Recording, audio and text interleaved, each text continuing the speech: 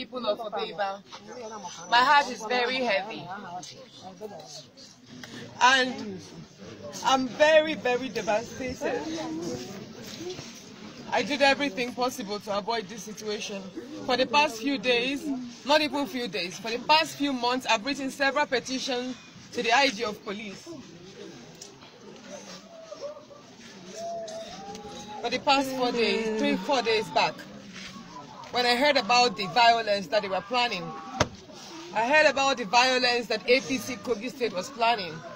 I drew the attention of the governor, but he called my bluff. I told the governor that I heard he had plans to kill me and that he had plans to kill my supporters. I told him I have proof by text I sent to the governor, Alhaji Aya Bello. And I told him,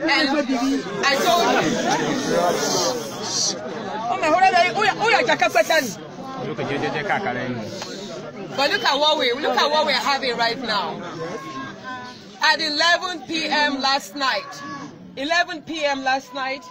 at the house of DDAT, the Commissioner of Water Resources, a vehicle was parked and there was ammunition. Guns were taken out of the car with some police uniforms into his house.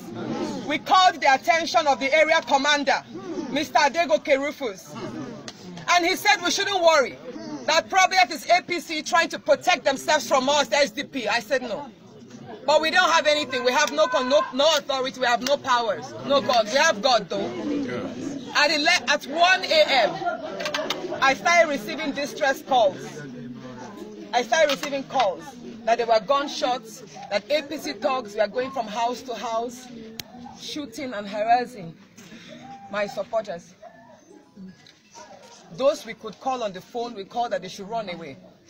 And unfortunately, was in the process of NAC running out to safety that he was killed.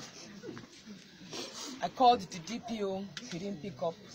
Called the area commander, he didn't pick up. I called the DPO Okene, he picked up.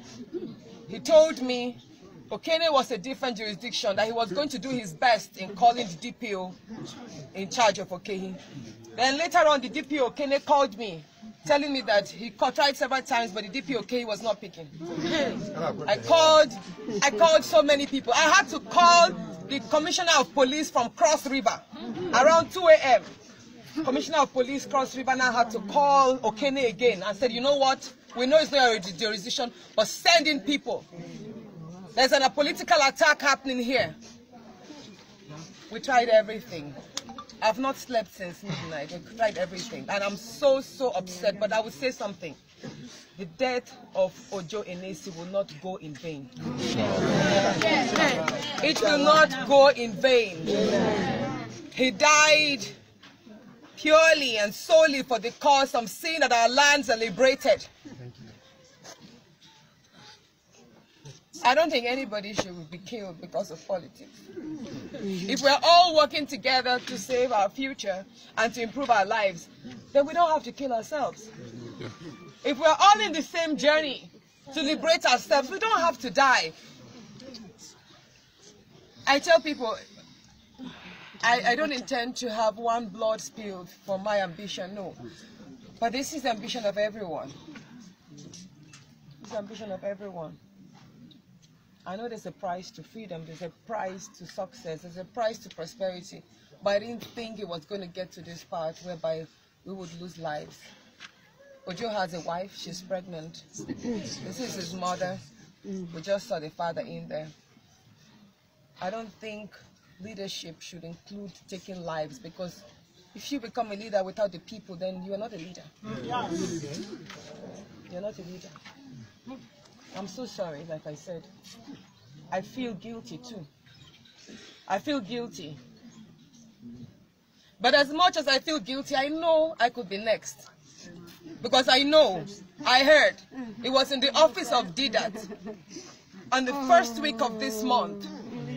DDAT's office, a few people, there's a gentleman called Designage. He was also there. And they all planned that from January, what's his name? Wahab Jimo, exactly, Wahab Jimo. from Obeba here, in Didat's office, he was passing on the instruction of the governor that they must escalate violence to a point that that instead for them to lose the election, instead for APC to lose the senatorial election, it's better for there to be such violence that INEC will have to cancel the elections in this place. And that is the plan. But you know what I would say? As much as our hearts burn, we will not go back to them in violence. No. We will not. We will show them that we are peace-loving people. We know as much as our hearts are bleeding now, if we retaliate, then more lives will be lost. But what I would beg all of you to do is that we are going to put a very strong petition to the IG of police and draw the president's attention. We will tell President Buhari that as much as we love him, we love ourselves too. As much as President Buhari loves his son, she loves her son too. And nobody's life in Ebira land is worth President Buhari's ambition. We'd rather have ourselves here alive and well than to die for his ambition.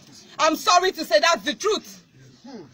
So for our governor to think that saving his name before the president is what all of us know, that's a big joke. But like I say, we are peace-loving, and we're going to put a petition.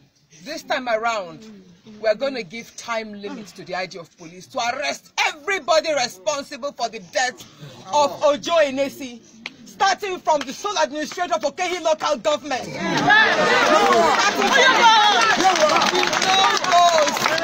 know those who are perpetrating this violence, and we will not stay quiet anymore. I would also let all of us know that I understand why the police are intimidated. It is not easy. It is not easy. The institutions are not independent. The police, to many extent, know what to do, but they cannot do it too. So as much as we're upset with them, I'm very upset with the police, but we should also be understanding and support them by standing together. The greatest strength in any country is the people. The greatest strength of Ebira land is all of you, the people. So let's stand united against violence. We do not want our land to deteriorate to that which it was in 2007. We don't want more bloodshed. Let Ojo's life be the last that we would have to lose before we gain the prosperity we want. It's not about my ambition, no, it's about pain. We don't want any more. So we go right now, we go to the mortuary to claim his body. We'll probably give him the burial that he deserves. But we should not let this die down. The petition will come up and we're going to hold the police responsible to exercise the functions of their duty. Let's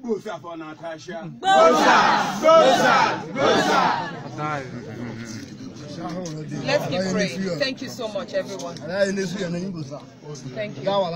This is not about politics. No. Thank you. Let's go.